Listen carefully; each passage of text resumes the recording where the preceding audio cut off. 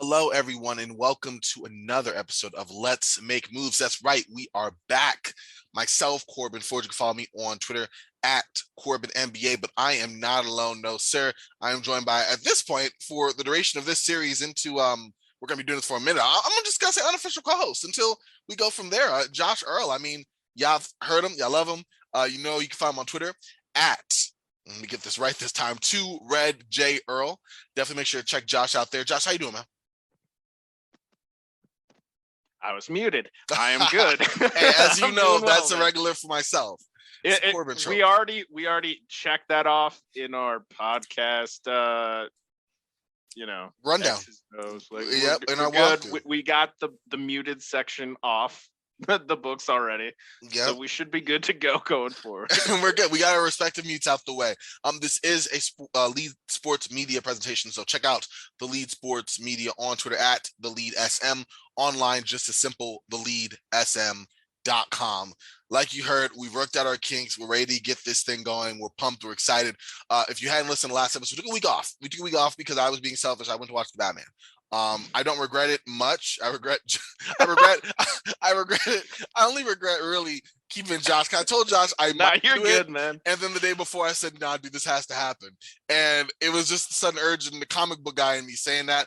I do feel bad for that, Josh. So I'm sorry. Thank you for being so dope. I appreciate you. Although I only see Marvel comic books behind you. Dude, I don't see any DC. No, don't call me out. That's fair. Everybody's got their Oh, you can't see it. I got my Batman Noirs. Oh, okay, there over here. Go. Oh yeah, I keep the books stacked and I keep others. All right. But respect. I got to answer, sir. You're right. But like for the listeners, listen, I only slightly regret it. Honestly, the Batman came out. If y'all were watching the Batman, I don't know what y'all were doing. Well, actually, I do. There's other more important things to do. But the movie was 3 hours. Quick review. Very good movie. Definitely worth the time, but it's going to take some time. So use the restroom, get your popcorn. You might actually use your free refill if you use Harkin. So that's out the way. We're back. We're going to kick off our GM series. If you didn't catch our last episode, so about 2 weeks ago, check that out. Me and Josh kind of went into an overview of what we're going to look at. Is really an evaluation of executives across different phases or stages. We're trying to see what kind of lessons we can draw from their tenures, whether that's a great lesson from a GM who did everything right, solid draft picks, prudent free agency signings, or the ones that I love, the ones who ran their team to the ground with short-sighted moves and horrible transactions. We're kind of run the gamut of all of that. And today, we're starting with Isiah Thomas. So we're getting this thing started in a rousing way. Josh, I know you did a lot of prep work on this. What were your takes looking back? You already had a pretty good idea of Isiah Thomas's next tenure, being around people who were close to the situation, just your own research and all. But what did you kind of take away before you even started? But as you kind of dug deep, what were your initial pulls?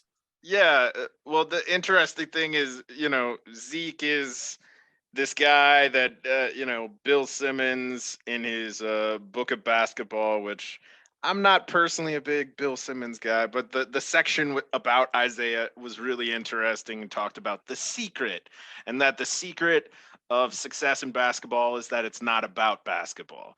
It's about all the other stuff and managing egos and avoiding the ills of wanting more for yourself. And then Isiah becomes the GM of the Knicks and goes almost entirely after scorers. The short side, yeah. He was the guy who was known for the secret, and then it's like he forgot the secret himself. Which is so ironic for someone, like you said, this ultimate team guy whose Piston teams were known for kind of being homogenous, I guess the word I'm looking for, where you did have Isiah Thomas stand out, but at the same time, Joe Dumars, and you also had the defensive end of Bill Laimbeer and Dennis Rodman and James Edwards and Vinny Johnson off the bench. And now you go from that to, okay, as an executive, thinking that you pulled away these larger team lessons, you're like, nah, we got to get guys who can put the ball in the bucket. It was like I was GM. Actually, there's several players we will talk about during Isiah's tenure with the Knicks that definitely fall under Corbin's umbrella of players he particularly enjoys. Yeah, I am so pumped to get into this because some of these guys were legendary in my book. My book is short. It's called The Book of Shot Callers or Big Baller Shot Callers. There you go. But let's start it. I mean, before we even dive in and start, let's get the broader numbers of Isiah Thomas's Knicks tenure. As an executive, I'm just gonna throw it over to you, Josh, because you just it wasn't good. It wasn't good. No. So as an executive of the Knicks over his tenure, they had a 36.8% winning percentage, 151 wins, 259 losses. They had only one playoff appearance in which they were swept in the first round by the Nets, and that was in 03-04, which was actually, I think, Isiah's first season as GM.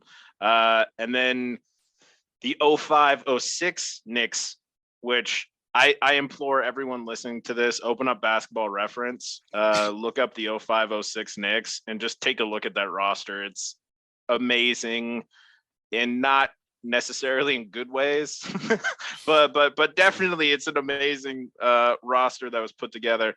And that season, the Knicks had the highest payroll in the entire NBA. In fact, they cost twice the salary cap that season. Wow. And they cost $30 million more than the second place Dallas Mavericks.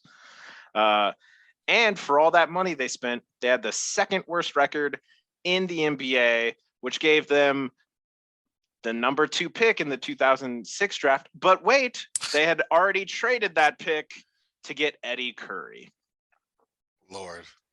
Yeah, so that's kind of the overview of Isiah's tenure, not necessarily diving into what ended his tenure, which involves sexual harassment and a whole bunch of stuff that we don't condone, but we also don't want to discuss too much on this pod because it'll get dark quick. It'll get exactly. You know, we're real. Like Josh said, we keep it 100 here. At the same time, like look it up. It's common knowledge. I implore you to find out.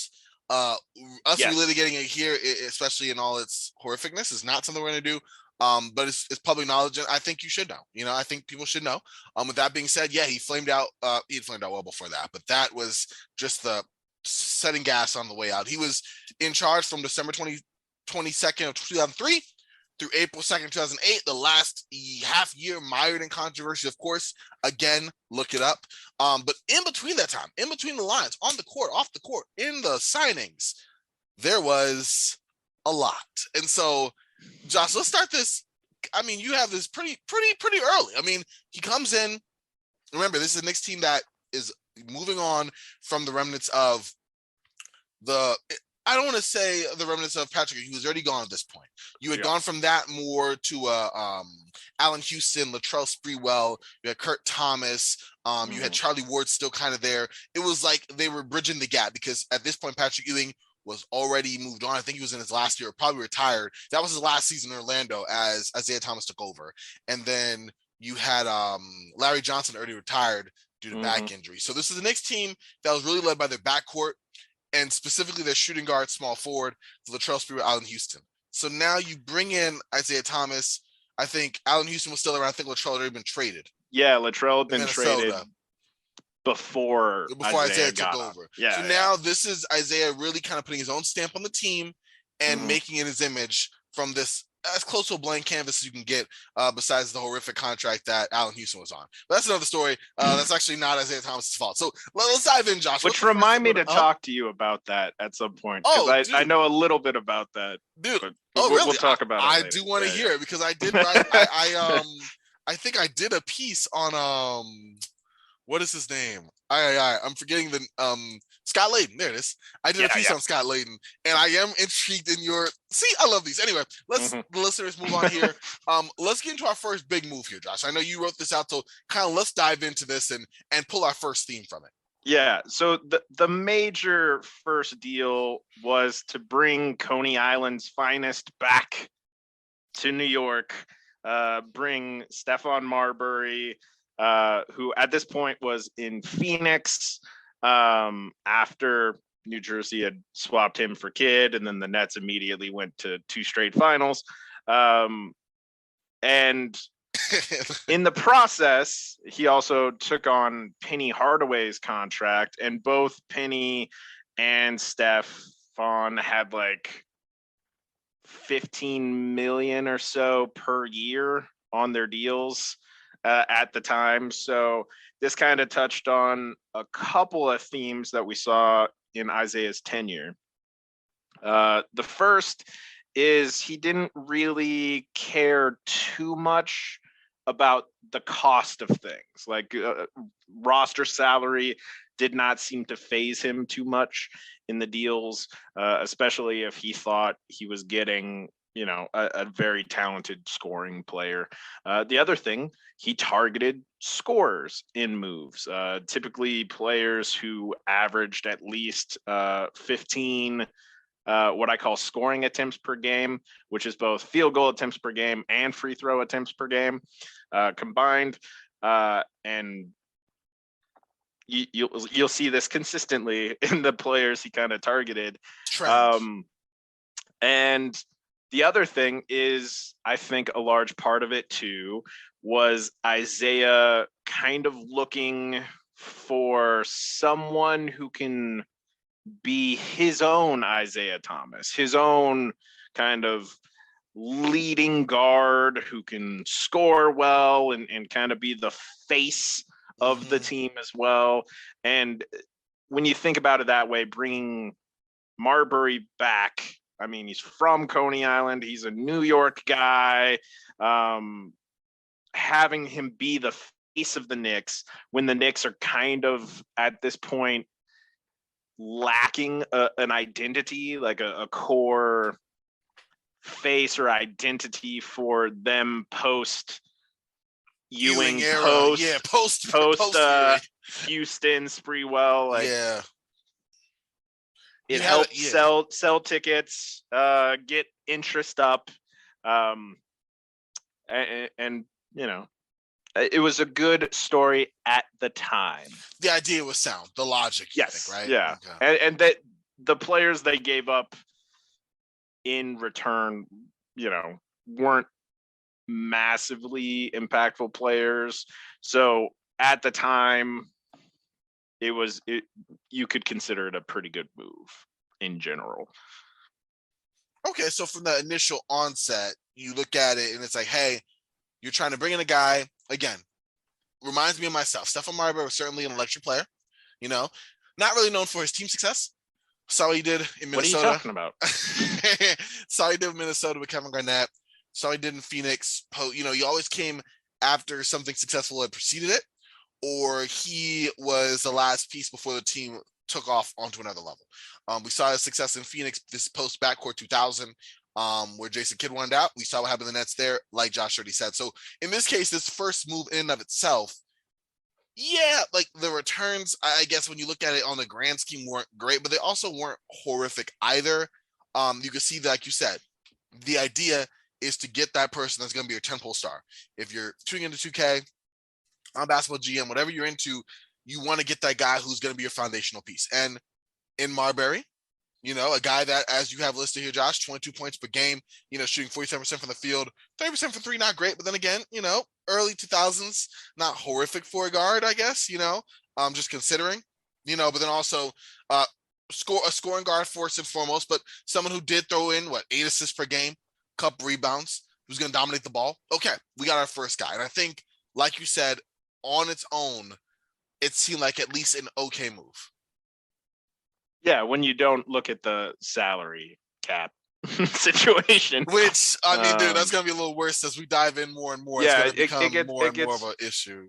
Yeah, the next kind of major move that he did, kind of in terms of overall impact, was acquiring Jamal Crawford from the Chicago Bulls, and kind of similar to Stephon Marbury. Again, you got kind of a scoring first guard who was leading his previous team in field goal attempts per game, had a pretty high usage rate, over 25%. Took a lot of shots and got to the free throw line a lot, but not necessarily a playmaker who elevates teammates, somebody who gets buckets first and foremost, might rack up a few assists here and there, but really is a bucket guy. And this kind of touches on something, another theme with Isiah that comes up later too when we look at some of the other players that he'd acquire going forward, is this seeming desire to recreate the dual kind of combo guard vibe that he shared with Joe Dumars in Detroit. Obviously, neither Stephon Marbury or Jamal Crawford were anywhere close to the defenders that Isiah or Joe Dumars were. But you can kind of see the rationale there of finding this pair of high scoring, impactful guards that Isiah was kind of going for. Exactly. And I mean, we're going to draw comparisons more into another GM, one of my favorites, Josh knows what I'm talking about, who tried to build his team around a similar vision, except he wanted to go back to the 1970s Knicks for some reason in the year 2009. But anyways, we're not going to talk about that right now. But you're right. When sometimes as an executive, I think, and this is maybe just a thought, not really a larger theme, in terms of building your team, maybe it's first ascertaining the value of what's available and looking at, okay, this is what type of team I'm looking for, but not trying to shoehorn players into that archetype of a team that you want. You know, like, oh, we're trying to run with the Twin Towers lineup, so we're going to play Nikola Jokic and Yusuf Nurkic together, because I really want a team that's going to remind me of the 86 Rockets with Ralph Sampson and Akeem Olajuwon. Except now it's going to be a better version. Both can shoot, both can pass. But it's like, you don't realize that they're individual players and the fit's not the same. You're not getting a player. They're placed out. I never, closed your eyes, looked at Stephon Marbury, went, Isiah Thomas. You looked into other scoring guards at that time. Maybe I'm trying to think of another guy. In some sense, he was almost like a proto Westbrook. Like he was so strong and so athletic at the point guard position that almost at that time, I don't know if there was really a comp or a prototype for Marbury's game before he came in. Like, I think he was more the prototype for the guys we see now, like a Westbrook, where just extreme athleticism, great strength, kind of can bully teams into submission in terms of how they score. Yeah, and I think that in that way, Isiah Thomas definitely did get a little shot happy at times, but he ran the team well. You could see, watch YouTube, plenty of it. Anything 80s Pistons, particularly I'd like to say between like 84 and 90 or 84 and 92. Like, that is prime. 84 and 92 is probably, because 93, 94 is rough. But you're looking at prime Westbrook, prime Isiah Thomas, and how you could score, but manage selling the team. Stephon Marbury wasn't quite like that. He held the ball with the usage of that, but it wasn't there. And you saw, like you said, they had initial playoff appearance. You had enough guys cobbled together from the old Knicks regime, coupled with the players that did make an impact for Isiah Thomas, like, of course, Stephon Marbury, like Tim Thomas at the time, who I think we're getting to. I think he was already there. No, he was already picked up there, I think. He was subsequent deal after the Marbury deal. Oh, okay. But wasn't quite at the same level of a deal as Jamal Crawford. Got you. I was gonna lump Tim Thomas in, no disrespect to Tim Thomas or Quentin Richardson, but I was gonna kind of talk about them as like a duo, subsequent, like a subsequent note, because you had these like bigger splashes, if you will, of acquiring like a high volume scoring threat in Stephon Marbury, in Jamal Crawford.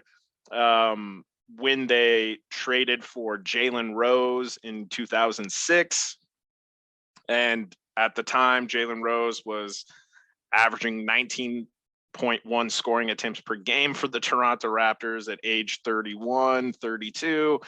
He was basically taking more shots than Chris Bosh, but still less than Vince. Interesting. And then you had the subsequent splashes of getting Steve Francis from Orlando. And at the time, Steve Francis by far led the Magic in field goal attempts per game. He had 24.1 scoring attempts per game his last season in Orlando. And then the kind of final big splash of trading Steve Francis and Channing Frye to the Blazers for Zach Randolph, who at the time was dropping 26 scoring attempts per game. Wow. Again, there's kind of a very clear theme that on the big moves that Isiah went for, and you could argue the same thing with like the Eddie Curry trade. He was going for players that had a reputation as big time scorers. Because at this point in time, the NBA hadn't really gotten too far into efficiency and that sort of. Yeah, the hallmarks of what the beautiful game Spurs, none of that yet. Yeah. Like high volume scorers were kind of the target for a lot of teams at the time. So, it's not like Isiah was the only person going for all these, but Isiah also seemed to believe that you could put 20-point per game scorer with a 20-point per game scorer with a 20-point per game scorer and with get a 60 points. Yeah, like if we have a starting lineup where everybody averages at least 15 a game, we're going to be amazing. Except that's not how it works. There's one ball. There's one ball, and there's only so many touches that and shots that can happen in an NBA regulation or even an overtime game. Mm-hmm. And that's kind of how it played out. Exactly. So going from those big moves, let's kind of dive in, like you said, into that other pair of the forwards that Isiah Thomas ended up getting. Because as much as he loved all guards, he did branch out and make. Trust me, there was terrible signings across the board for every position. We'll get into that. Yep. Yeah, we will. But let's kind of move on into some of this swingman territory. Yeah. So shortly after he traded for Stephon Marbury in 2004, he also traded for Tim Thomas, sending out Keith Van Horn. They also got Nazem Muhammad as part of the deal. And Tim Thomas kind of served as kind of a swing forward, if you will. Like sometimes he'd be playing power forward for them, sometimes small forward. Tim Thomas wasn't the volume scorer that some of these other moves kind of focused on, but he was also not an anemic scorer. Like he was still a guy that got shots up and looked to score. And then the Knicks also in 2005 traded for Quentin Richardson. Surprisingly, only after one season in Phoenix. And similar kind of thing with Tim Thomas, right? Like more of a complimentary guy in one sense, but also one of those guys who gets a lot of shots up too. Yeah, he definitely was a healthy guy in terms of getting those attempts up. He didn't make a shot that he was afraid of. No, I would never accuse Q of being afraid of a shot. Never. Nope. Or going at a beef history, going at Paul Pierce, another thing that I thought hilarious. No. Yeah. Those guys, and we're kind of the mid range of Isiah's transactions. So you had those like bigger splashes, like we mentioned. Then you had these kind of slightly smaller splashes, but still focused on like quality starter NBA players who are gonna take shots, who are gonna score, and are also gonna complement other scorers. And then there were the free agent signings trying to fill in the gaps around all these scorers, where you had Isiah giving out full mid-level exceptions to Jerome James in 2005.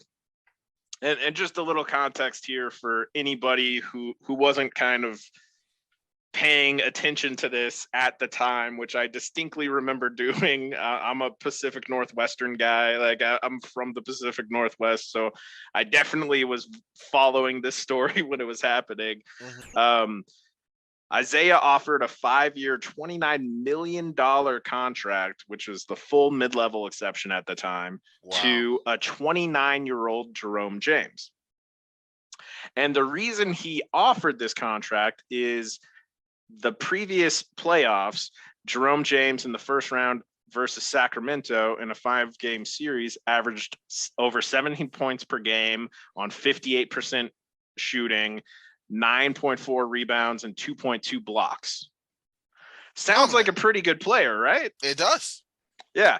So in the second round versus San Antonio in a 6-game series, he averaged 8.5 points per game on 42.9% field goal percentage, 4.7 rebounds, and 1.5 blocks, which was much more in line and even still above his career to that point, which Jerome had been around for a little bit at that point, and over his career prior to that Sacramento first round series had averaged less than 5 points per game on less than 50% from the field, 3.5 rebounds, 1.3 blocks, and 3 fouls per game on 15 minutes per game across 268 games. So he had one really good playoff series, which again was 5 games. And Isiah gave him 5 years, $29 million. Wow. It's one of those things where, talk about regression to the mean, first of all. Yeah. But like also, and I remember there's a anecdote, I think I got this from reading SB Nation, where after that series, that first round playoff series, apparently he had been cut from that team earlier and I put stuff in a trash bag. And so he later walked around with that trash bag around him like a cape, which was hilarious. Now, mind you, you look back. That is pretty cool. It is. I mean, That's a good move. Exactly. Yeah. You own your team like that, you might as well. That being said, the Seattle Supersonics were definitely not the San Antonio's first. So one could make the conclusion that, okay, listen, Tim Duncan was in his absolute peak. Like, he was swallowing up Shaqs, and well, not swallowing up, but definitely holding them in check. Prime Jerome James wasn't going to do nothing. You know? No. But with that being said, this wasn't Jerome James' first year in the league. He had, however slight, a body of work before that. So for Isiah Thomas to go, okay, we need a center. We need the big man I'm looking for. In this case, the role, I guess, the archetype, rebound. If you have a low post move, that's great. But I want you to kind of be that guy in the around the basket, support these other shot guys we got running the ball, running the offense from the top. You don't look at just one playoff series and make your final judgments from there, especially for a guy who is playing in the quote unquote, as we know, contract year. Yeah. And it's not like you needed to pay that much to secure his services. Seattle was reportedly only going to offer him a 3-year deal worth $15 million total. A bargain, relatively considering. Yeah. So Isiah basically doubled that up. He saw it and raised it. The other interesting thing, but this is more of a truism of the sport and being a general manager than I could necessarily blame on Isiah. But literally 2 months and 2 days later, they traded for Eddie Curry. There goes the play time. There goes any chance for Jerome James to actually prove himself. Yeah, because now know. You're a full mid-level exception backup, which is hilarious because let's go into Eddie Curry. I mean, he's kind of the elephant in the room here. I hate to say it in that way, but let's go into Eddie Curry here because we were talking about this before we went on air. rest in peace, Jerry Krause. We're talking about the Baby Bulls and how Eddie Curry straight out of high school was kind of that big kind of bellwether of that movement alongside Tyson Chandler back then, being a skilled, definitely a volume scorer. A post scorer. Yeah. Well, I mean, I'll say scorer volume first and volume and and foremost. also in volume. But I agree exactly. A guy who, if you look at his game, he had some nice moves in the low post, a little bit of short mid-range. He was a good post scorer. Yeah, when he was healthy, and unfortunately, health, inattentiveness on the defensive end, some rebounding struggles, and mostly again health again.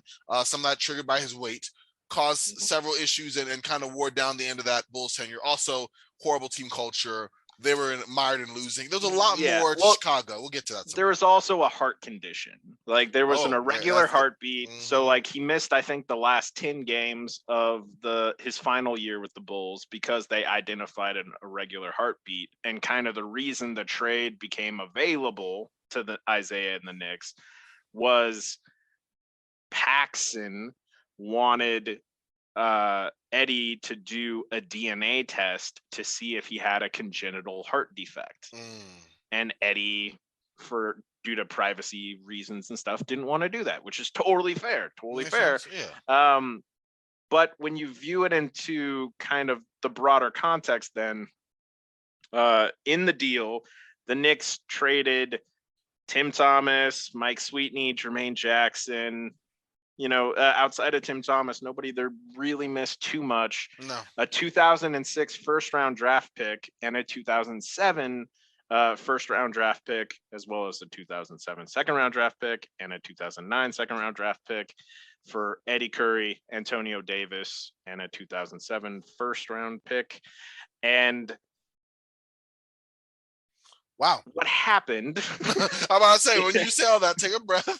What happened is Isiah moved 2 picks who wound up being LaMarcus Aldridge, number 2 in 2006, and Joakim Noah, number 9 in 2007, for a player who the reason he was available in the first case was because he didn't want to receive possible confirmation of a congenital heart defect.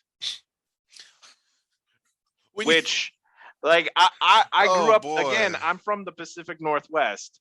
Having followed the Blazers most of my life, I am particularly attuned to, like, I don't like the sound of that health issue with a big player.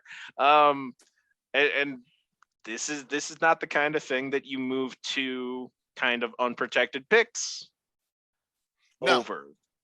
No, especially not for a guy who, for the duration of his career, I mean, he did have a short stint in 2011, 2012 season with Miami, and then the 2013 season with Dallas, short stints there. If you look at his kind of 5-year stint with the Knicks, 15 points per game, 5 rebounds. Now, he only played in about 200 games there.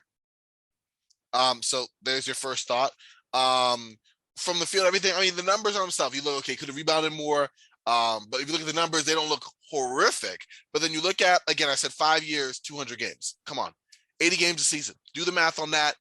And you realize that you fall woefully short of availability potential for a guy who we already knew, as you brought up, had concerns on his health before even going to the Knicks. Yes. And again, another guy whose primary value comes from scoring. Yep. And at this point, who's on the roster, Josh? We've already kind of established it, but at this point, you bring Eddie Curry, a guy who a volume is scoring, just went off of a 16 points per game with the Chicago Bulls taking 11 shots a night. And now he is joining a New York Knicks team that does not lack punch on the offensive end. It already has Stephon Marbury, Jamal Crawford, Maurice Taylor, who is a solid forward. Yep. He liked the shot. He had a shot. Yeah. Q Rich. Oh boy. Tim Thomas still? And no, because Tim Thomas. That was gone by that point. At that point, he was moving on. I forgot. And the other interesting thing is that same season, so the 05-06 season, in before the trade deadline, Isiah made 2 more moves that season to add Jalen Rose and Steve Francis, like we mentioned earlier, both who also main value they provided was through their scoring, and primarily was more of a volume scoring than a necessarily hyper efficient scoring. Exactly. So you're talking Stephon Marbury, Jamal Crawford, Steve Francis, Jalen Rose, Eddie Curry. At this point, Nate Robinson, David Lee, Channing Frye. That's 8 players right there that all need to eat. Yep. Like, yeah, you said it. I mean, this is Jalen Rose, by the way, who is at the near end of his career, still averaging 12 points per game, getting up 9 shot attempts a game. There's a Steve Francis, who only played 2 years in New York, but was coming off a year averaging 16 points, 4 rebounds, 5 assists, playing almost, if you will, a Stephon Marbury role for the Orlando Magic. Yes, while also very accurate. Thank you. While also taking 12 shots a game. Like these are shots. At this point, you got 20 shots between 2 other guys joining a team that already has 4 or 5 guys who can healthily take about 10 shot attempts themselves. The numbers don't add up. And also, we're doing this at the expense of our rebounding, because we already mentioned that Maurice Taylor was an okay rebounder. Eddie Kerr was an underwhelming one. And Maurice Taylor was kind of undersized for your front line, along with the guy they called Baby Shaq in Eddie Curry. So look at that. Channing Frye, whom they drafted, exactly, not that guy. Like heading into the draft, wasn't really a big time rebounder either. Like David Lee wound up being a really good rebounder. Jerome James, as I mentioned, his career up to that point averaged 3.5 rebounds per game. You could argue their best rebounder was actually Quentin Richardson, which is saying a lot, because Quentin Richardson had one job on the floor that he ascertained, and that was to get that shot up. He was a decent rebounder, and I get what you're saying for that 4th position, but like by no means is he, come on, that's not good, So I agree 100% with you there. And then the other kind of free agent signing that Isiah pulled off, very reminiscent of the Jerome James, was signing Jared Jeffries, again, to a 5-year full mid-level exception, this time a little over $30 million over those 5 years. And while Jared Jeffries was a pretty solid multi-positional defender, he wasn't bringing a whole lot other than that. His career to that point was a little over 6 points per game on like 45% shooting, 29% from 3, 59% from the free throw line, about 5 rebounds, 1.5 assists to 1.3 turnovers per game. So somebody who, if you take a step back, you're like, okay, when you have all those players that we just mentioned, when you already have that much scoring, it does kind of make sense to look at somebody like a Jared Jeffries to help complement somebody who doesn't need the ball, that sort of thing. The grunt work. But do you give him the full mid-level exception for over 5 years? You do not. And this is the thing. You mentioned this when you started off, Josh. You said New York made money. They get that. They print. They print money. They print money. Yeah. So with that being said, yes, you're not maybe Isiah Thomas isn't under tax constraints of we'll talk about this in the future, David Kahn, who, you're making moves constantly with financial implications in mind. Yes. With Isiah Thomas, it's the money is there. Throw it at whatever you are. What I think our focus is not only the amount of money he's throwing, but where he's throwing that money to. Yes. I do want to shout out, though, that Isiah Thomas has generally been a pretty good scout from a draft perspective. In Toronto, drafted Damon Stoudemire, who became Rookie of the Year, Marcus Camby, Tracy McGrady. In New York, he drafted Trevor Ariza, who's currently in season 18 of his NBA career. Wow. Drafted Channing Frye, who had a 13-year career despite his heart condition, missing that 1 year in Phoenix. David Lee, who went on to be a 2-time All-Star. Nate Robinson, who, let's be honest, was fun as hell. And a slam dunk champ. Yep, exactly. And later, Wilson Chandler, who also had a 12-season NBA career. Were there some missteps with Marty Collins and Ronaldo Balkman? Yeah, but everybody has some misses. I do want to say that Isiah did do some things well. He did have a pretty good eye when it came to the draft. Let's go. And I also want to say, we talked about some of these themes, right? So Isiah was kind of trying to build a backcourt that was somewhat similar to his experience in Detroit with Joe Dumars, 2 kind of combo guards who could play the 1 or the 2 somewhat interchangeably.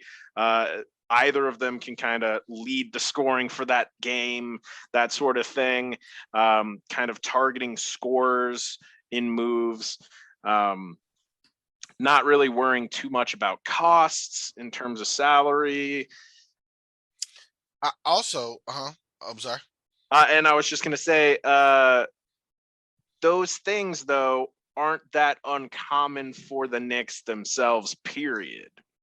Also, not necessarily valuing future firsts isn't a big thing to the Knicks for a couple of reasons. Like we said, when it comes to larger salaries, the Knicks generally print money. Like every Knicks game, it's like they have their own money printing press.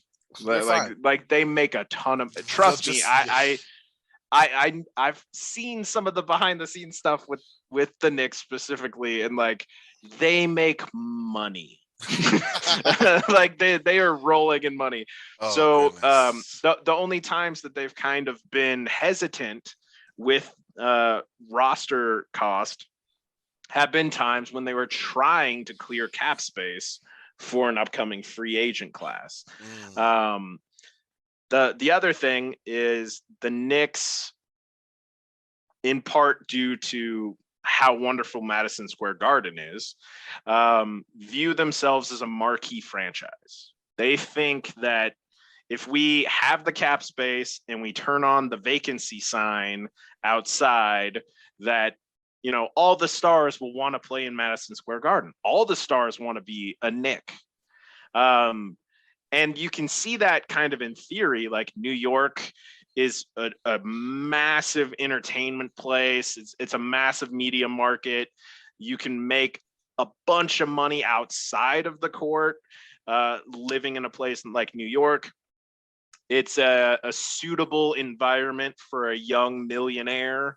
Like there's a lot of attractive elements in New York. Like I said, they're not afraid to spend. There's a lot of things that are attractive about New York, except the Knicks haven't really been all that successful really since the 90s.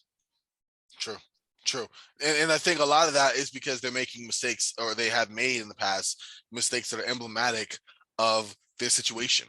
You know, we have money, let's get it, let's throw it on players that don't work. Okay, let's do that again. Look at Isiah Thomas, you brought it up. Trade for Steve Francis, he thought that would work. Don't know why. It didn't. Not only was it so bad on Steve Francis's end that the Knicks had to trade him a year after trading for him. You know? Yes. Which they traded him for Zach Randolph, who they subsequently traded a year after to the Clippers. Yes. So yes, and then like that in and of itself tells you everything you need to know about that. Exactly, you said it. The Knicks could have let Penny Hardaway's contract expire, but no, why not? When you could use that to take on Francis and then get rid of him, take on Zach Randolph's higher contract. You going higher and higher in scale, and then let's talk. I mean, you talked about Jared Jeffries in that contract, which was insane. Yeah, well, let's talk about the Allen Houston rule, because Allen Houston was still. The funniest thing to me is most of these named rules. So we have like the Bird exception, right? Named after Larry Bird. We have the Arenas provision named after Gilbert Arenas. We have these kind of commonly termed rules in the collective bargaining agreement that are named after specific players. And that's because those were specifically used to sign those players or built around what happened with those players. And the Allen Houston rule was never actually used on Allen Houston. I was about to say, please tell them the punchline of that. Like, the hilarious thing is Allen Houston's still there. He's been injured for the better part of 2 seasons at this point. He has $40 million on his contract. Yes. Who, pray tell Josh, did Isiah Thomas use the Allen Houston rule on? Honestly, I forget off the top of my head. I can tell you if you want to know. You ready? Go ahead. Yeah. Jerome Williams. Yeah. Which, really? Like what's funny is at this point, I think they had Jerome James too. They did, and you could have used it on him. You could have used it on him, but they used it on Jerome Williams. Mind you, it didn't. It ended up being a crisis averted because Allen Houston decided to just retire. Yes, yeah. But the fact that you had the provision in hand, and you decided to use it on the guy who, I mean, I don't remember looking at his contract or looking at his contract numbers now, wasn't crazy. I mean, mind you, in New York, he's making $6 million. Which for that time, yeah, it's a lot, but then also, like, is it a lot compared to the other contracts you're paying the Knicks? I mean, yeah, you look at that 2006 Knicks team, and you got some bloated contracts there. You got Allen Houston making $19 million, Stephon Marbury making $16 million. At the time, before you traded Hardaway, he was making $15 million. Davis making $13 million. Taylor making $9 million. Anderson $7 million. Eddie Curry $7 million. Quentin Richardson $6 million. Jerome Williams $6 million. Sandwich right there between Quentin Richardson and Jamal Crawford, and that's the guy you get rid of. That's trouble. Yeah. It was an interesting decision that kind of speaks to a lot of mismanagement when it comes to the salary cap flexibility. Although, to be fair, at the time, the luxury tax didn't have the level of teeth that it has now with the kind of graduated levels of luxury tax, as well as the kind of additional limits on what you can do in terms of like exceptions that you can use, being hard capped if you go to the tax. There's a lot of things that the luxury tax has now that might have scared them more into actually using it on Allen Houston. But again, money wasn't really issue for them until they decided to go after a particular draft class that was going to be a free agent class. Yep. I mean, we might as well keep. I mean, we already got some major themes here so far. I think we should gotta keep going here. You already said he's targeting obviously scores. Match, forget match doesn't matter. Listen, they want the game. The name of the game is basketball. They're gonna put the ball in the bucket. It's buckets. That's all that matters, right? Who needs, like you said, New York makes money. You have your own inside stories on that. Yes. They had no problem with that. Large contracts, albatross, trade them in. Let's go. Doesn't matter. Now, moving these first round picks, we talked about how they got a first round pick in one of their trades and they used it for Ronaldo. Am I getting it right? Yeah, Ronaldo Balkman, who I'm just going to say understatement was kind of disappointing, even though Isiah Thomas had a decent eye for like drafting. Yeah, well, he didn't always make. No, he was kind of somewhat similar to like a Jared Jeffries. He was another like do some of the dirty work, high energy hustle guy. Yeah. But he was also taken with the 20th pick in the first round. Which, okay, decent value to be had there, I guess. I guess for me, looking, and I had this on my notes. I mean, at the time, that pick was like lambasted. Like people hated that pick at the time because a player like Ronaldo Balkman probably would have gone in the second round. I mean, he was a guy who ended up having a 5-year NBA career, played from 2007, 2012. Guys who came right after him, Rajon Rondo, Kyle Lowry, Shannon Brown, heck, even Jordan Farmar, PJ Tucker. Yep. There was some value to be had. Paul Millsap was drafted 47th. Yes. You had value that slipped later in the round. So like Ronaldo Blackman, Ronaldo If they got Ronaldo Blackman, that'd be awesome. Ronaldo Blackman wasn't horrible. It was just in relation to guys who played much longer. You had Ronaldo Balkman, said it again, 6-year career. You have Rajon Rondo, who's in year 16. Kyle Lowry, year 16.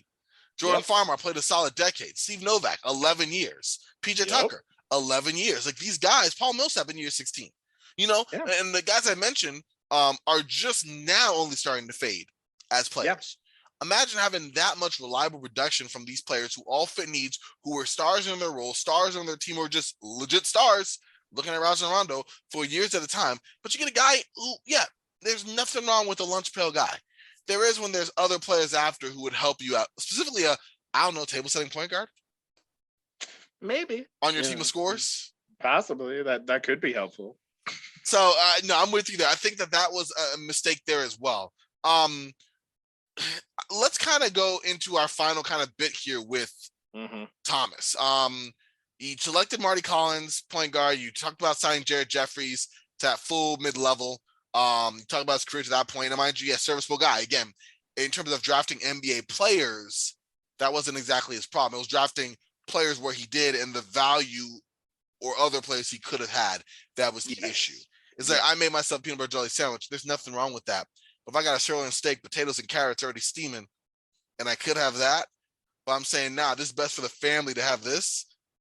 I might be making an error in judgment. Are you like making the family watch you eat the steak and potatoes and stuff while they eat a peanut butter and jelly sandwich? I'm telling the family. Is this the metaphor we're going for? Well, the metaphor is we were all eating this PB&J. I know there's steak there. I don't care. Trust me. And I'll pay $15 for it. It's going to be amazing. The best PB&J you've ever had. Absolutely. And it costs as much as that steak. Exactly. That's what I'm saying. You said it. You said it. But now we go into, I think was actual 2007. I think was actual decent draft pick. Yeah. Drafting Wilson Chandler in the first round. You want to go into that and then the move of trading, of course, the aforementioned Steve Francis? Yeah, we kind of talked about this a little bit. I think we kind of touched on these. What I'm interested in, and one of the things I want us to kind of touch on in this series of GM and of retrospectives, is what are some lessons here?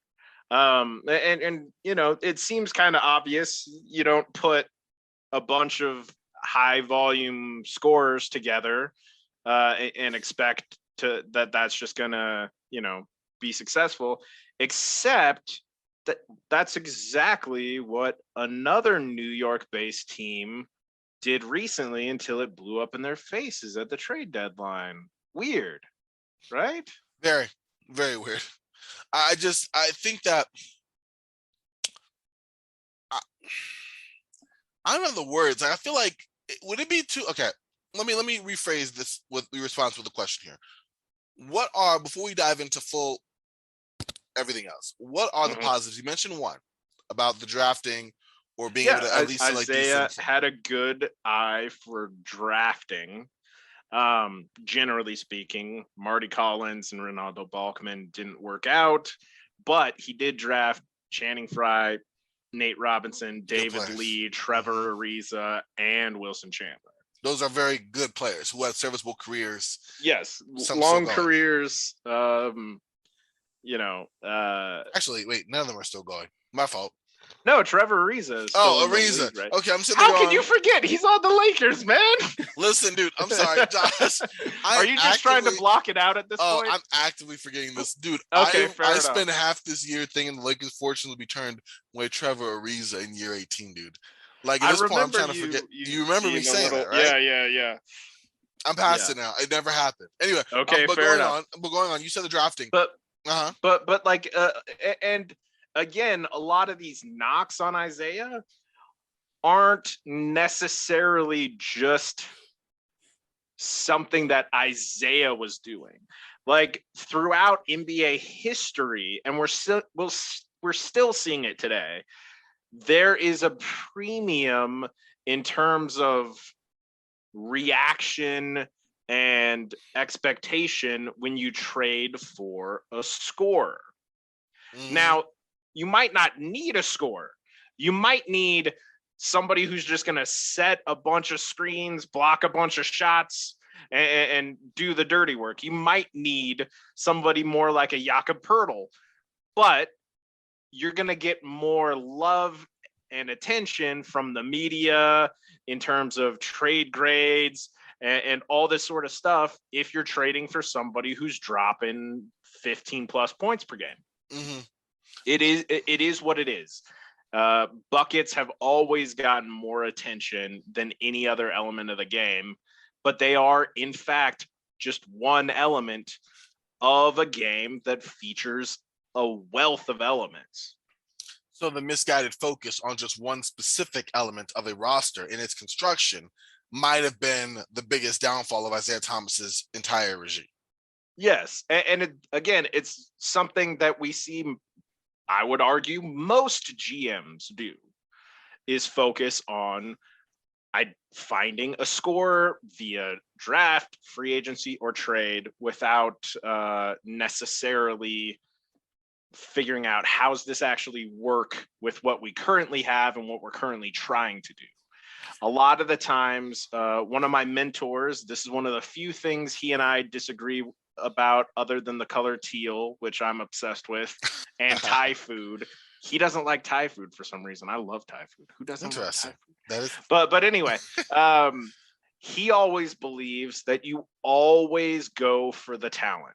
You always go for the second Ferrari and then figure it out later, even if right now you need a minivan because your kids are doing soccer and ballet and gymnastics and piano recitals, and you need that trunk space. You need that extra seating to drive them to and fro all these events.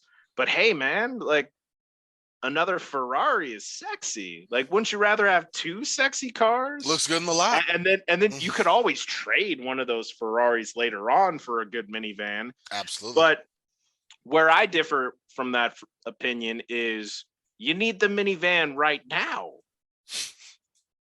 Yeah. And you can only drive one Ferrari at a time. There's only one ball.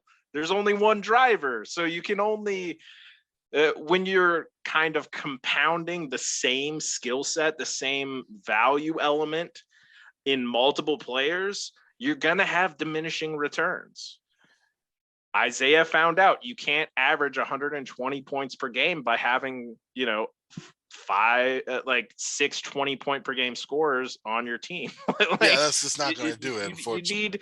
You need to kind of factor in other things. And that's, I think, a lesson that is still playing out. I mean, look at Brooklyn bringing in, giving away all their draft capital for James Harden, and then having who is perhaps the on-ball scorer in the NBA right now, to pair up with Kyrie Irving, who is perhaps the best ball handler, therefore on-ball guy in the NBA right now, and Kevin Durant, who probably should be one of the most on-ball guys. Although KD can obviously be massively impactful off-ball as well.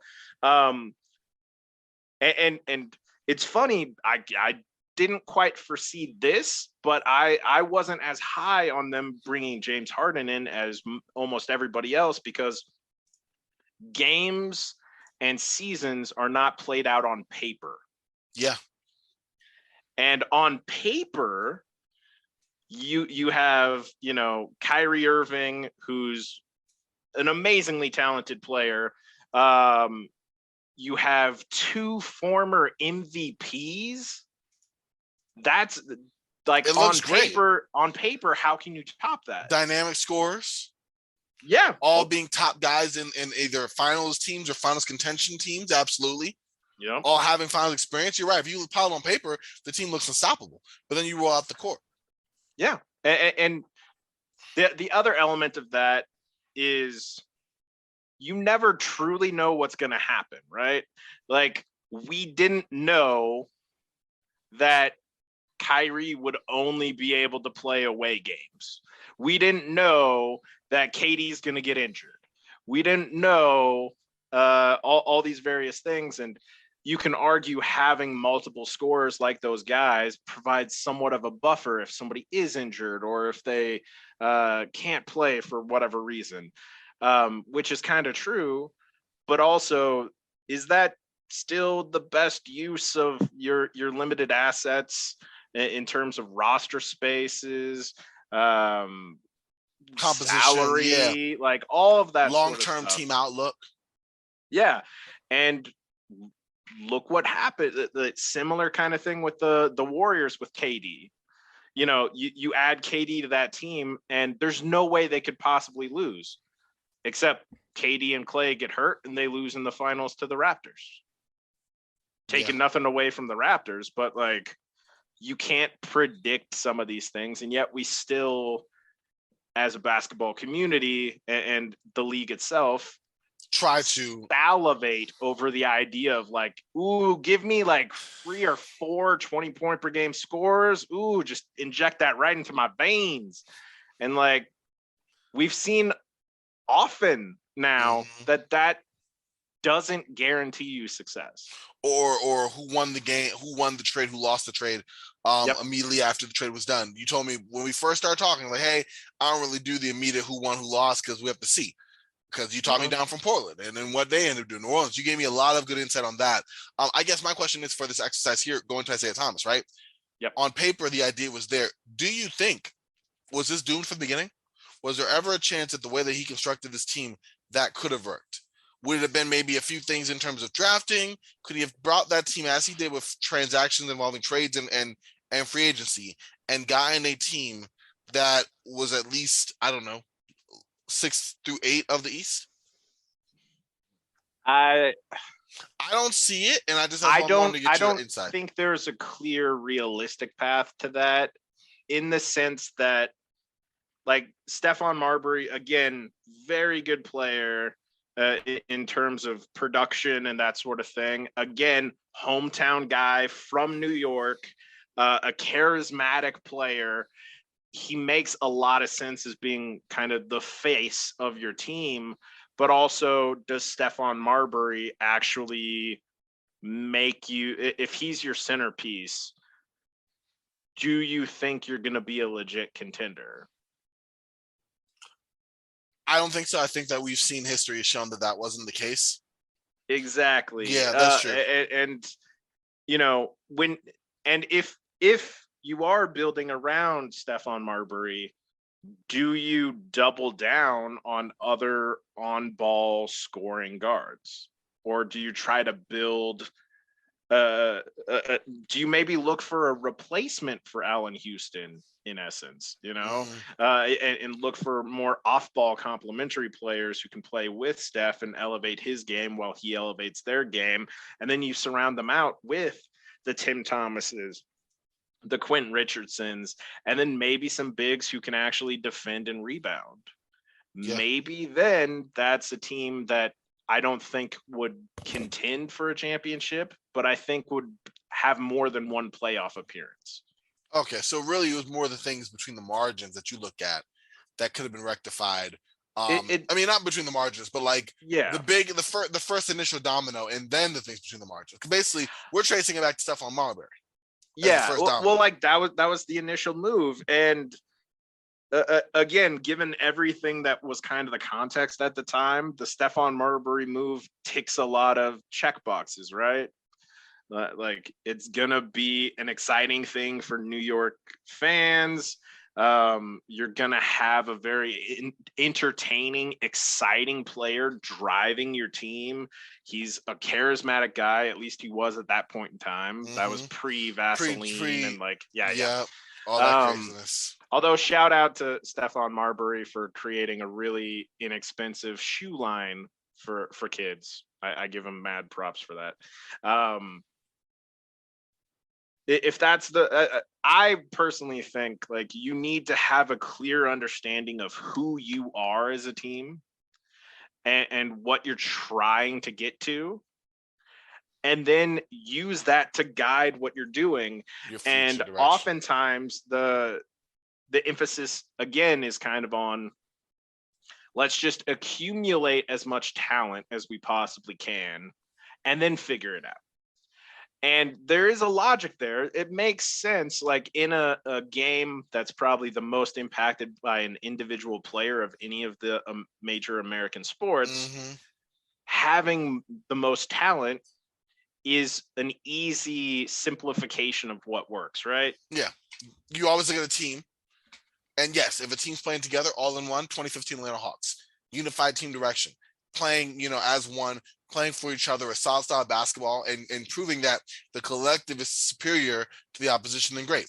But if every so often you run to that one team that has individual superstar talents, which, to be fair, LeBron is also maybe a higher tier than just what we're talking about here. But I know what you're absolutely. I wasn't even going to say that though, because LeBron was insane that one. But that's series, yeah, I but like thought LeBron, it was Kyrie. LeBron and injuries is what killed that true. Hawks team. That is true. I forgot about Corver was injured. Millsap was injured. I forgot. Thank you for rehashing. I forgot about Dellavedova in that one too. So, but yeah. And I'm not suggesting that everything has to be fit, but like you have to have a solid understanding of who you are, what you're trying to do, and then follow that path that you laid out for yourself. Don't just constantly get into the we'll figure it out, because as we just mentioned with the Golden State Warriors, even pre-KD, the 73 win Golden State Warriors didn't win the championship. With KD, they lost the championship. We just saw the Harden, Kyrie, KD trio didn't even amount to much. When Dwight Howard, Steve Nash joined up with Kobe Bryant, Pau Gasol, and Ron Artest, where did that lead? You're muted. It was going to be fun. I'm glad I was muted for that Lakers thought, because I was just kind of talking to myself. I was like, it was going to be fun. Man, it was, but it didn't. You said it, like, just because you, I don't know, roll a team out with expectations based off past achievements and what you've seen and all the accomplishments, to make a lesser point, a much lesser tie-in, look at this year's Lakers team, and it annoyed me to no end. How many all-star appearances? It wasn't a good faith argument to me, because a lot of those all-star appearances were, about a decade ago. But, you're looking at all these rollouts, looking at all these guys, like, by sheer amount of accolades, this Lakers team should easily be one of the best teams in the NBA, not fighting for a play-in spot at all. Just because the sheer number of all-star games, MVPs, championships, all NBA teams, defensive player of the year, everything that all these Laker legends have accumulated, didn't matter when, because nobody was talking about the years they did it. We're just talking about the accolades and numbers. So, like you said, until that ball's rolled out, look at the 2004 NBA Finals. We'll talk about Joe Dumars next week. Well, I don't want to get into that. We'll talk about Joe Dumars. We'll talk about it later. I'm talking so long I'm rambling, but you look at that Lakers team, Kobe, Shaq. Kobe in his prime, Shaq, Karl Malone, Gary I Payton. was about to mention those two. Not only that, you had still role players who knew their spots. You had Rick Fox. You had I'm forgetting his name now. I think it was one of his last years, but Horace Grant was still around. Derek Fisher was a lot more of an impactful role player. I think Robert Horry was already in San Antonio at that time. So you had these guys playing well, and then you had Devin George as well. Yep. Again, role players who knew their spots and fit in, stars who were there, and then legends who had accolades to their name, instant Hall of Famers, all come together. And you have a team that was built a certain kind of way, had a clear identity, knew how to play together, took it, and look what happened. So just to extend upon your point, it's not done on paper.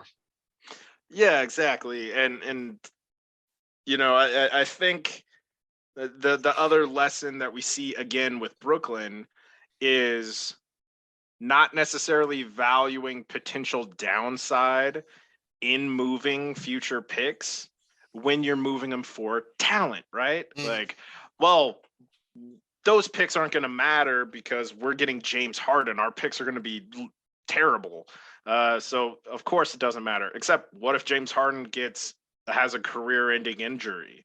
What if James Harden asks for a trade less than a year little into bit, you're gonna things. like, yeah, exactly. Like there's too much certainty in how, and I'm using the collective we here, how we in basketball kind of anticipate and evaluate these kind of decisions is like, oh, well, shit, we have Katie, Kyrie, and Harden, Yeah, like these guys are we're gonna stars. steamroll everybody, except you can never predict health. You can never fully predict kind of black swan type events like a pandemic, or like the pandemic leading to like, hey, you can't play in an arena if you're not vaccinated, and then you happen to have a star player who doesn't want to get vaccinated. You can't necessarily predict these things. Yeah, there's nothing on that. Yeah, that is set in stone, and I think Yeah. that that's always an inherent risk, but even more Yeah. so when you swing for the fences on make or break deals.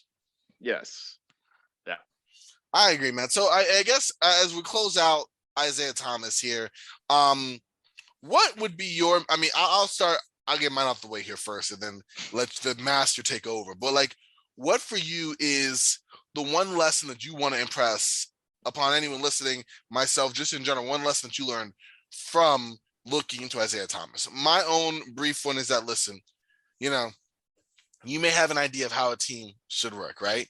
But you may have an idea of what you want on that team. Me and Josh, listener context, have done plenty of player challenges, roster building challenges. And Josh knows me very well. He knows my type and that and what I like to do. But the point being is you have to be versatile.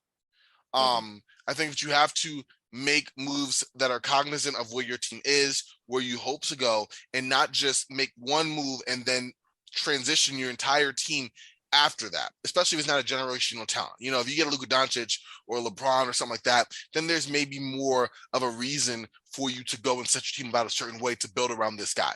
But if you don't have that, if you have, let's say, a Terry Rozier, or a Stephon Marbury, or Monte Ellis, or I don't know, let's say you're building around not Anthony Edwards, let's say you're trying to build around Malik Beasley. Like, just because you like that archetype of player does not mean that player is one you build a team around. Yes. And therefore not one of which all your future moves should be built around. My second thing is, and is kind of what Josh said, it takes a lot of moving parts to make a team. You have to have all aspects done. You can't just have an offensive powerhouse and no defense. You can't have a defensive-minded team that's going to shut you out and not have any offense. Like, you have to have everyone kind of fitting their role and do your best to approach that. Isiah Thomas did not. It was definitely backcourt guard forward oriented in terms of a high octane offense, but there weren't playmakers on the team. There weren't enough defenders. That came to bite him in the butt. And then when he tried to overreact and bring those guys in, it was at the expense of some scorers. They weren't doing enough. The guys he brought in to bring what the team needed. And of course, they never got on track. So those are the two lessons I learned. One, just about being adaptable, being able to, change your team as you see, circumstances change. The player's not the guy. Okay, we move off of that. And the other lesson, of course, making sure that when you construct a team, you are looking at all facets of the team and not just the best offense available. Yep. I think my main takeaway is kind of building off that second takeaway of yours, which is you're not building a collection of cards. You're not building a collection of trading cards where you're like, ooh, I got me a Stephon Marbury, I got me a Jamal Crawford, I got me an Eddie Curry, a Zach Randolph, a Steve Francis. You're not building a team that's just like, oh, but this talent plus this talent plus this talent plus this talent equals this. That's not how it works. You're trying to build a team, not a collection of talent. And if you focus solely on acquiring talent, you're not building a team. You're just acquiring talent, and you're kind of kicking the can down the road when it comes to like, how do we make this work? That's not to say that you shouldn't adapt and adjust to what you currently have, what becomes available. I'm not saying that, but you have to come from the perspective of we're building a team, not collecting talent. I like that. I think it was very succinct in how you described it. You need to have not all 5 positions, especially in this positionless NBA, but you need to have a team that works together. If it's about some of the most talent together, go do some My Team, like, Yeah, like that is exactly. the way you want to go. If you want to just get all these like superstar players, these 100 overalls on one squad. When it comes to playing basketball, no, sometimes for every, super team you have a team that just works hard, plays well together. Maybe it's one good star. Think of that Miami Heat team, 3 guys, they hadn't quite gotten their role player fit right that first year. They didn't have Ray Allen yet, didn't have Rashard Lewis. You didn't have players like that fit in those roles and made it so that Chris Bosh could play the 5. You could go spread out. Shane Battier, another perfect example. So you have a team that's saying, okay, we have LeBron, Dwayne Wade, Chris Bosh. We ready. We could throw out a Carlos Arroyo or the last leg of his NBA career, Eric Dampier, or it doesn't matter who else we slot around these guys, Eddie Curry, doesn't matter who we put around these guys, we have the 3 to win. Meanwhile, you look at a Dallas team that, yes, had a star in Dirk Nowitzki, but you also had a team that worked well. You had a point guard, Jason Kidd, who gave the team their offense, not just enough from 3. A Jason Terry, able to shoot the 3 ball well. You had Tyson Chandler anchoring the back line, giving you rebounding. Perfect compliment to Dirk. Exactly. Covered Dirk's weaknesses. Dirk covered his weaknesses. Yep. To start the season, you had a guy, an offensive initiator in Caron Butler. Then when he went down, you end up getting step up from your bench, Deshaun Stevenson, giving you more shooting. Off the bench, JJ Barea. These are guys that individually know. We saw that as they all broke up and joined other teams individually, except for maybe Tyson Chandler, they did not have that impact on their new teams. But in that one moment on this one squad, they came to perfect harmony under a coach and a system, and they beat a team that had far superior talent on paper. Yep. That is a heck. We took a heck of a draw away from Isiah Thomas here. Wow, if this is a sign of what these other entries are going to be, you guys are in for a treat. I'm in for a treat, just having a discussion with Josh, but like, listen, this is the type of content here in terms of, okay, not just looking at, these moves were horrible, look at what they did, but why?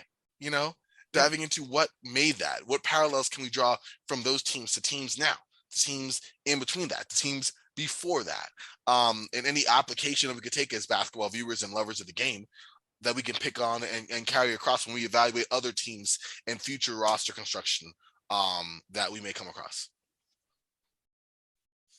Wow, this was a show and a half, Josh. I appreciate it. This is a way to really kick off this series with a bang. I thank you, man. I feel I'm gonna say this 18 million times, but for coming on and doing this with me, this is a lot of fun. Thank you for having me. It's always fun talking about this sort of stuff, and I always like hanging out with you, man. Absolutely, man. Absolutely, it's always a blast. Listen, y'all, I didn't say buried the lead. I basically dropped it. But next week, we talked about Isiah Thomas and his hint. There we go. We talked about Isiah Thomas and his goal to create the Isiah Thomas, Joe Dumars backcourt with Stephon Marbury and Penny Hardaway and Steve Francis and whatever, right? Well, now we're going to talk about his former backcourt member, and we're going to have an interesting discussion about him and his own process as a general manager and the interesting results that he had. Some way more positive than Isiah Thomas, some probably more negative considering the highs he had reached, and that will be Joe Dumars. So next week we'll be diving into the GM executive history of Joe Dumars, evaluating moves that worked, moves that didn't, and what takeaways we can draw from that. So definitely make sure to stay tuned for that. Until then, Josh, do you have anything you want to say before we head out? Just keep digging deeper into moves that you see and try to ask, why are they making this move? Not, is this a bad move? Is this a good move? But like, why might both of these teams be agreeing to this deal? What does it do for both of them that would make them say yes? And when you get into that mode, you'll start to see that there are a lot less clear winners, clear losers, and a lot more gray, which kind of fits with the Batman discussion at the start of things. Everything's not black and white. Sometimes it's a gritty like Noirish grayscale gray. detective noir. Yep. And I guess with this podcast and what we're trying to get people to think about is try to become a basketball detective. Be a basketball detective. That is a great line, Josh. That's a great line. There it is. Y'all heard what the man said. Try that. Don't take 3 hours doing it. That's all I'll say before we head out. Don't take 3 hours doing it. But listen, y'all, for Josh, you can find him again on Twitter at 2J Red Earl. I said it right? 2 Red J Earl. Wow. See, every time I try to go off the top of my head, every second time I mess up. I'll have to tell you why it's that. Okay, please. And then it'll be easier to remember. Okay, definitely do. You can find me on Twitter at Corbin NBA. Check out the Lead Sports Media on Twitter at the Lead SM. Online, theleadsm.com. Also, you know what? This is such a good discussion. We're going to have this air on Roundball Ramble as well. So definitely make sure to check out also the good fine folks of Hoopball on Twitter at, my fault, not Hoopball, it's Sports Ethos now. Change the name and I always forget, at Sports Ethos on Twitter, online, sportsethos.com. Definitely make sure to tune into this. I want cross promotion, both great shows. And listen, when you have a guy like Josh on spitting that knowledge, you got to give it to as many platforms as possible. So definitely check that out as well. All right, y'all. Till next time, continue to make those moves. We out.